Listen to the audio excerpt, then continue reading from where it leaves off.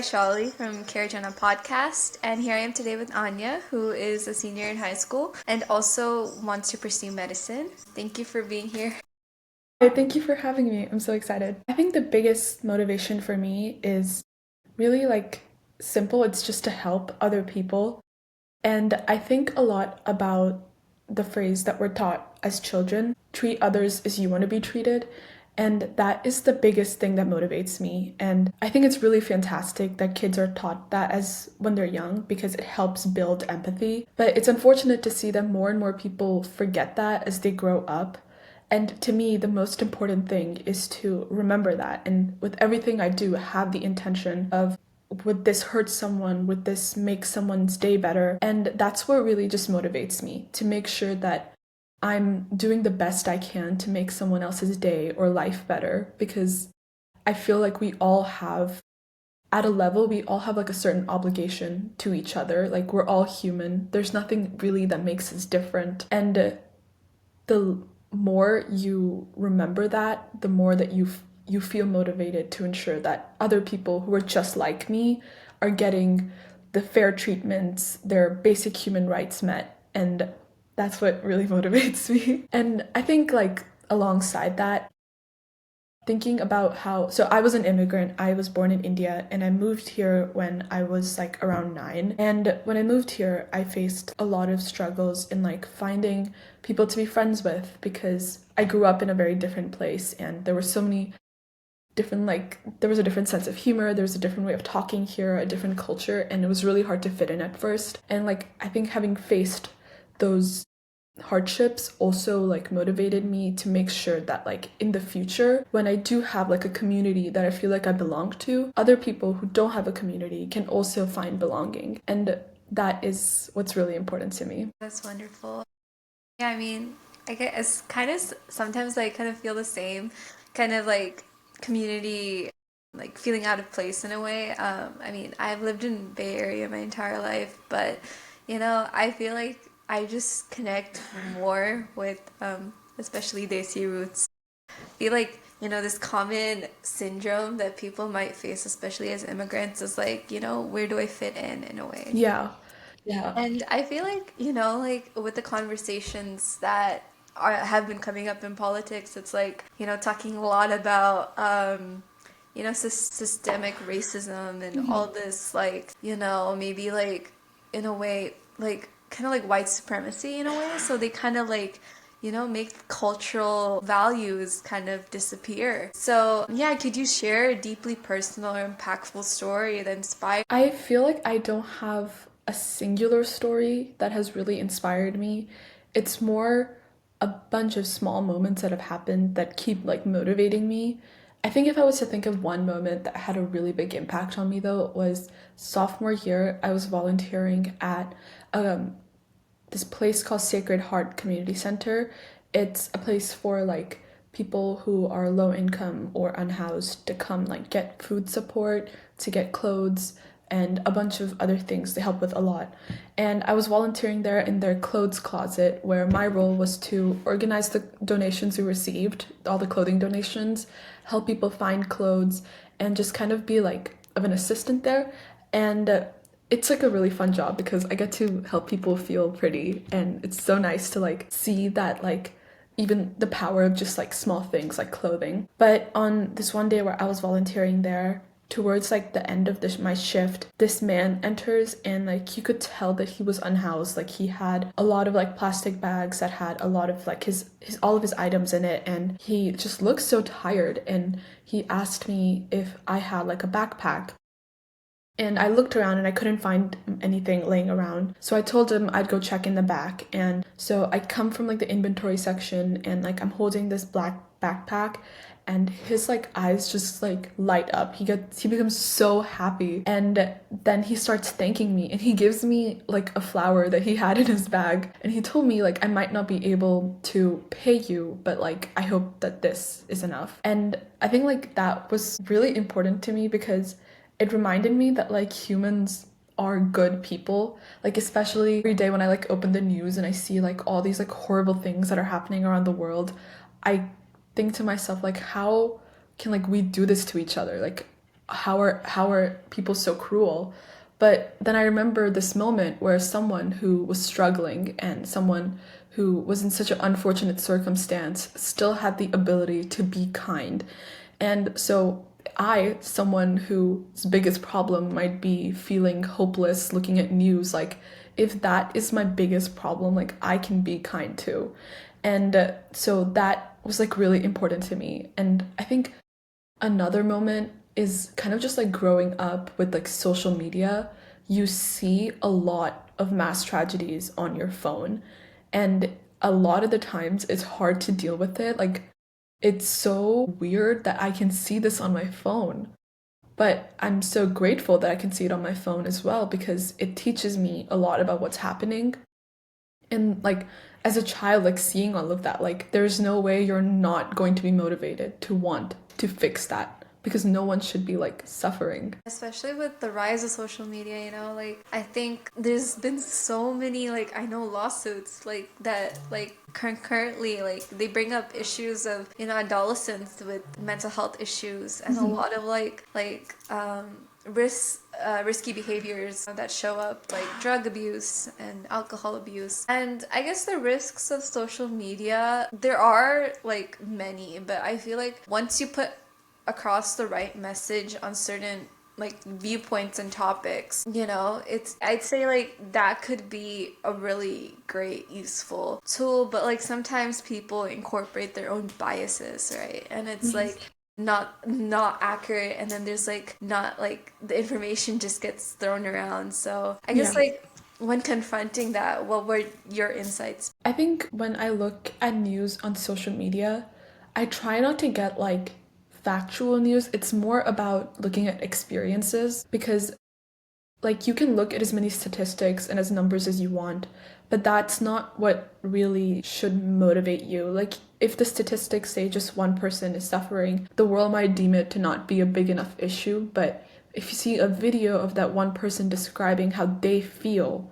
then it is a big enough issue because it's affecting someone, like if that makes sense. So I try not to look at social media as like my main source of news, but rather just a place where I learn about how news is affecting people because like especially with headlines and like numbers, like they forget about the people behind them, but the real motivation should always be to help the people, not to help the numbers and the statistics. There's been so much funding going around, especially, the people have been angry about taxes, right? And I feel like that's where, the two parties, right? Democrats, Republicans, they're like, supporting Republicans just because of the tax issues.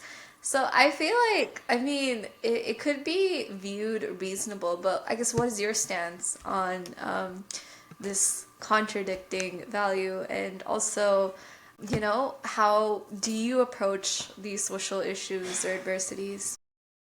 I think a lot of the times what I think about is like America has this like tendency to be very like individualistic. Like, how does this problem affect me? How will doing this affect me?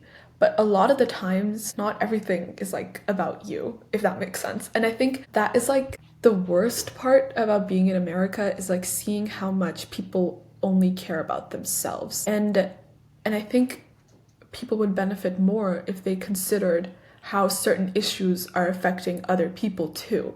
Like, there needs to be a healthy balance between prioritizing what is affecting you because like yes that is important, but also considering like the community that you live in and the people that are around you, because when you vote for someone or when you advocate for something, like that issue is so much bigger than just you. It's going to be affecting like hundreds and thousands of people. And if you don't consider the impact that it has on everyone else as well, then you're not really making a well-informed decision. And so I think like when it comes to like things like taxes or things like that, like it's important to consider how it is going to affect you. But what about everything else that the party is also proposing? How will that affect you and everyone else? And that is what I try to do. A lot of my biggest goal is to just be empathetic, like to put myself in other people's shoes and think about how they will feel if I do something. And I really want like more people to be practicing that because I don't think it's that hard to just sit down and imagine like if I Like on smaller scales, like when you're kids, like if you hit someone, how would that make someone feel? It would hurt. And like it doesn't have to just be on a smaller scale. You can think about it on like a bigger scale too. Like if I have a roof over my head and the next person doesn't, how would they feel if they had a home? Like they would feel good. And I think it's just that simple, like thinking about what we can do to make sure that everyone has their basic human needs met and everyone has what they need to live a good life. And I think, I think as you brought up like the intention of service learning, right? Like you learn about the community and like, like different cultures just by providing service. And I feel like this important idea, I don't know, it's like, I'd say it's for me, like I was introduced to like Seva in like at a young age, whether it be by doing donation drives or like little kind of like just making like little cards for Valentine's Day for veterans and stuff. I'd say like, like what is your opinion on like service learning and also being like, like a leader, What are your thoughts? I love when schools integrate service into what they do, which is why I really love my school. So, for a bit of context, I go to an all girls Catholic private school. I'm not Catholic, but a lot of our school's mission is upholding the value of service. And that is what I really love about my school. Like, our school doesn't require volunteering hours either to graduate, which is something that I like too, because then it motivates people to do service because they want to do it.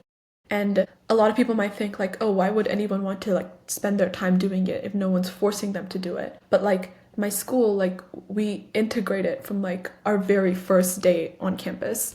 Like we have a bunch of drives that we do at school. We have our biggest drive is during the holiday season, like at the end of the year, like December time, where we do for Thanksgiving, we do our food donation drive where people bring in canned food. And then one of the days we'll have a turkey drive where people bring in frozen turkeys. And we always raise so much food and so much money. And then we do a penny drive where we raise like physical money, but then we also do a toy drive and then like baby food donation drive, and everything that we collect goes to Sacred Heart. And we always end up raising so much stuff, and it's so wonderful to see the community come together to do this. And then in the spring we have our mission drive where each grade is assigned a certain organization that they are supporting and raising money for. And mission drive is more like self-based, where people sell things, they like set up little stalls at school to raise money. And that is just another oh my god, sorry. That's another fun way for people to like have fun with service and see that it doesn't always have to be like knocking on someone's door or volunteering. Like you can use what you're good at to make a change. And I really love that our school does that. But aside from like the drives, because those are kind of optional to participate in, while I see that a lot of people do, we also have our religion classes that we have to take at school. And like I said, like I'm not really a religious person, so the classes never really spoke to me. But one of the classes that we are required to go to take is social justice. And this is a class just focused on learning about different social injustices around the world and what we can do to help that. Because even though like I might not be like Catholic and I might not have like a biblical call to like create a change in the world, like I am human and I have a human moral responsibility to create a change in the world. And so taking that class was really eye-opening, and I learned about so many different things that like I never would have learned about. And so I really love that my school like tries to integrate making you a more aware and actionable person into not only our curriculum but also like our school culture. Because like when drive season comes around, student council and like I'm school president, so we all like come together and we make the drives like a spirit point competition, and that really motivates people to start donating and trying to get their class to win. And so it's really nice to see like how much people care when you push them. Especially, being like a president, that takes a lot of like commitment and it could be really hard in your schedule. So when reflecting on, you being a leader, what are some of the most formidable challenges you've encountered and how did you navigate through them? I think the biggest challenge I've encountered, like when it comes to like service, being like a leader in like advocacy and service, would be combating hopelessness. It's so hard to look at the news and just give up because of how hard things are in the world, and all these problems are like so large. Like, how do I even like begin to tackle them? And there are days, a lot of days, where like I feel like that. It's like no matter what I do, nothing will change. But then I remind myself that all of these problems that we are seeing, or at least most of them, are manufactured. Like, they're made by humans so that some humans will benefit while others will suffer. And like, this might be kind of like obviously like none of these problems popped up out of nowhere, but I know at least I forget about that a lot. And when I remind myself that humans created this problem, it means that humans can also dismantle them. And that gives me like the motivation to find a solution and to just break it down into smaller problems. And I think like especially when confronting conflicts, especially I'd say, how people say if women were in power, there'd be less conflict. So I guess, drawing from your experiences as a leader, have you ever faced any challenges because of, like maybe being a woman or maybe anything due to that? Really grateful growing up in the Bay Area. Well, when I grew up in India as well, I never really like faced anything that I can like think of. I think like as a child, you're not really conscious about any of like these like man-made systems of discrimination. But like when I spent like middle school and now high school here in like the Bay Area, it's like a pretty liberal area. Like, I feel like I haven't experienced anything like when it comes to misogyny. I did experience when I first moved here, like I experienced like bouts of racism where like people would make comments about my accent and the food that I ate and the way that I spoke and all of that, and that did like severely affect how I viewed myself and like my culture. And for a long time, like I hated the fact that I was Indian. But I think when it comes to being a woman, I've been really grateful to be in an area where like women in STEM are like encouraged and like they're pushed, especially, going to an all girls school. That is like always pushed. Like, we're always taught that women can do anything. And I love that so much. Like, I love going to an all girls school for that reason, that like when you walk into a classroom, no one expects that you can't do anything. Like, there's this expectation that you can do something, and if you fail at it, it's not because you're a woman. It just means that this didn't work out. And having that, like, not having that expectation against you is just really freeing. And it just really pushes you to be able to do everything you want and just be confident and be assertive. And I love that. Yeah. Yeah, definitely. And I think like especially same thing for me. I kind of grew up in the Bay Area and it's like I feel like this area is like so competitive in a way. Mhm. Like, you're expected to being overachieving and, like achieve this like entire list of things. I'd say like, especially when you're, not fulfilling this list, it's like, oh, are you like going to be successful in life and all that? It just keeps coming with this spiral of like I'd say thoughts. So, it's great that you brought up this point of, very liberal area and stuff. Like as you mentioned, like America, there's like it's full of possibilities and opportunities. Like whether like, high school doesn't work out or maybe college doesn't work out, it's like there's always something available out there. So, drawing from your own journey, like especially being a senior in high school, what invaluable insights or pearls of wisdom would you impart to individuals who would want to consider, like maybe being, ASB president or maybe just volunteering at Sacred Heart or, anything, maybe like be even trying to pass a law or something? Yeah, I think it's remembering that every change starts with small things. And I know that's like a really common thing that people say a lot, but it's really important to constantly tell yourself that like big problems cannot be tackled as just big problems. Like, you have to break them down into smaller things and find solutions to that smaller thing in your small area so that you can find a bigger solution. So like an example of that is currently I'm working on a project for like helping unhoused populations gain more accessibility when it comes to voting. And when I was like coming up with what I wanted to do, I knew that I wanted to help unhoused populations. But homelessness, it's a very big issue. You can't change that just like this. Like, you need to break it down. And so the section of homelessness that I chose to focus, or issues that plague homeless people, I chose to focus on was voter accessibility. And I was inspired by a statistic I saw that was like only 10% of unhoused people voted in the last election. And that is a very low number considering the large amounts of unhoused populations we have and how the policies that these candidates will pass will directly affect unhoused populations. And so I started thinking about like why don't unhoused populations vote, especially when there are metrics like, for example, I didn't know that like homeless shelters are a place where people can put on their ballot when they're voting as their address.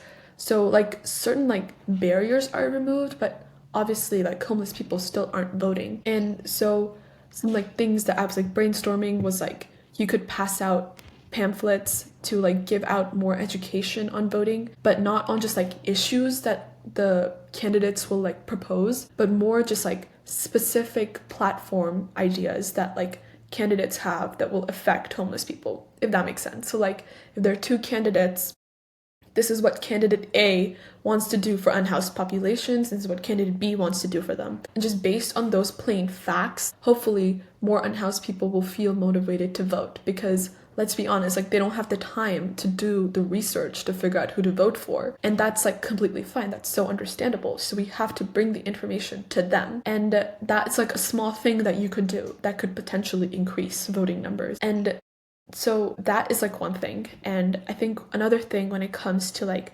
starting advocacy and service projects is finding like the lowest person on like the hierarchy that can help you make change, because it's not like you're going to be reaching like the state governor or like the president when you're trying to like make change. Like that's very hard. So like who is someone you know that might know someone that might know someone that could help you? And it's all about like using your network to like make this happen. And for me, like it's been nice going to like a private school because the alumni is usually very invested in like giving back to like their community and their school. But I think even when you don't have that, like Google is free and like you can find like so many solutions like that. Like going back to my project for increasing voter accessibility for unhoused populations, I don't really like know anyone who has any knowledge on this, but using Google, I looked up like how voting works in Santa Clara County, and I was able to find the Santa Clara Voting Accessibility Committee and how their goal is to make voting more accessible and equal. And so I reached out to them, and now we're currently talking on ways that we can like work together. And that was like someone who I can actionably reach out to that could help me. And so, like, you really just have to break your problem down into a lot of smaller problems, and that is how you'll find a solution. And I think, as a first time voter myself, like this year, it was like totally different experience. Like I'd say like there's like so many pamphlets and it could Yeah. be kind of confusing for people, as you mentioned, who are unhoused and who Hmm. may, also like who may people who may not know English, right? Hmm. So especially with the crises, going on right now, it's been, very, I'd say, kind of destructive in a way. But I'd say it's like, as you mentioned, And like my favorite thing about the United States is like democracy, or like the idea of democracy, that like this country is supposed to be a place where like everyone's vote represents the person that will represent the country. And like democracy cannot function if not everyone has the ability to vote. And so to ensure that like democracy prevails and is like staying, like you have to find ways that people are getting their right to exercise their vote.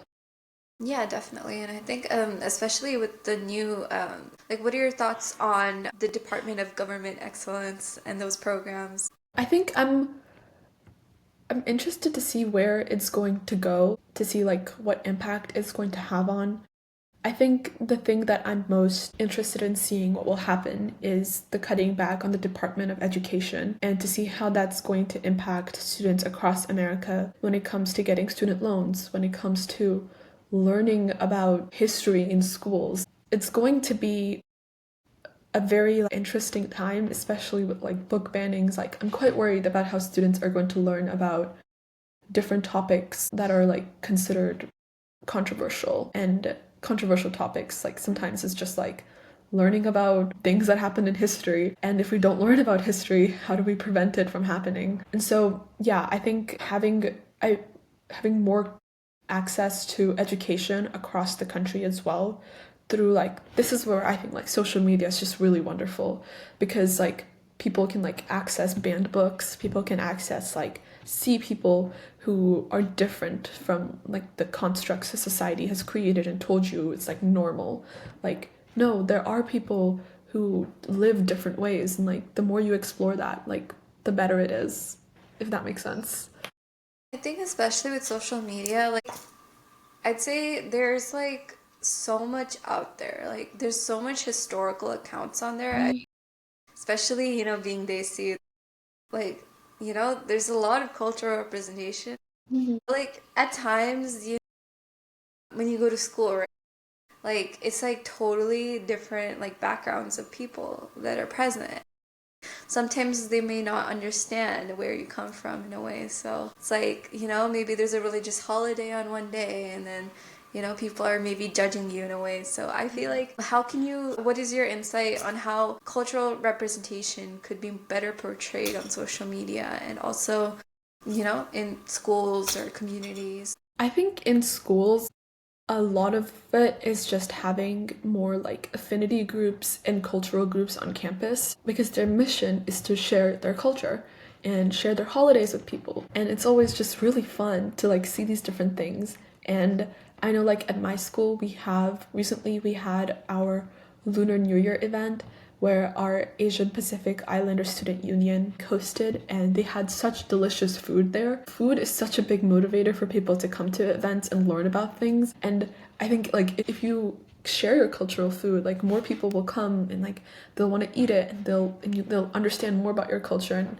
I think especially like in India, like food is such a big form of like sharing and such a big way of showing love that like I'm always really excited when people want to like try Indian food and I can like teach them something about like India's vibrant and beautiful culture. And I think that goes for a lot of other cultures as well. And I think like adding more of that into curriculum as well, like learning about different cultures around the world in school is just so important. And my school, we have another religion class I'm taking is world religion, where we're learning about different religions around the world. And this is a really like interesting class because a lot of what I have seen is just like being Hindu or going to Catholic school, like being Catholic. But what if none of those applied to you? Like, what about other religions that are around the world? And a lot of the times, religion is tied with culture as well. And so, seeing more people talk about what makes them different, what they love about where they're from, is just really fascinating. And I love when people do that.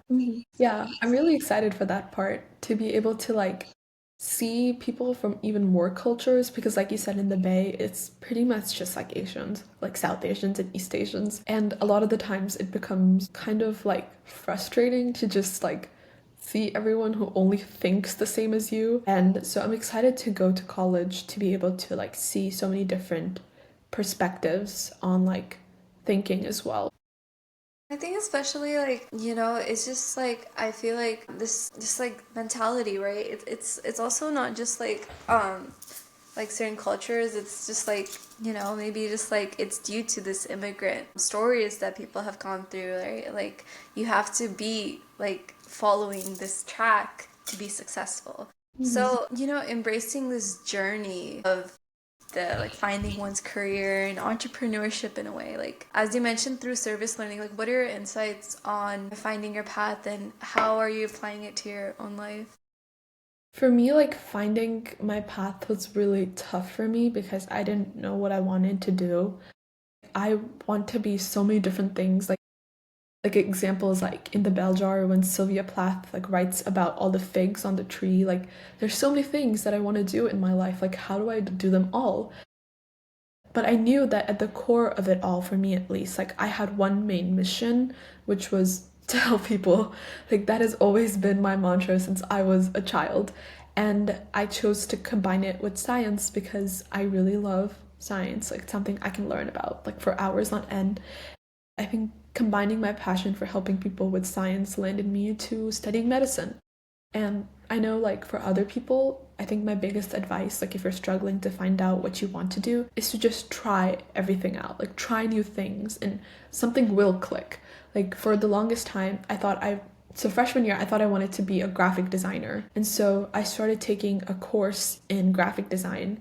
And I realized that, like, wait, no, I can't do this every day for the rest of my life. And then I thought I wanted to be a psychologist. So I took like a course in psychology, and it was very interesting, but I didn't think that like I wanted to be a psychologist. And then I like tried exploring biology and medicine, and it clicked, and it made me feel really good. And it made me feel like, yes, like this is something I can do. But that can't really be understood until you try different paths and try different careers with an open mind. Yeah, and I really thank you for being here today and having this wonderful conversation. Yeah, let's stay in touch. Thank you.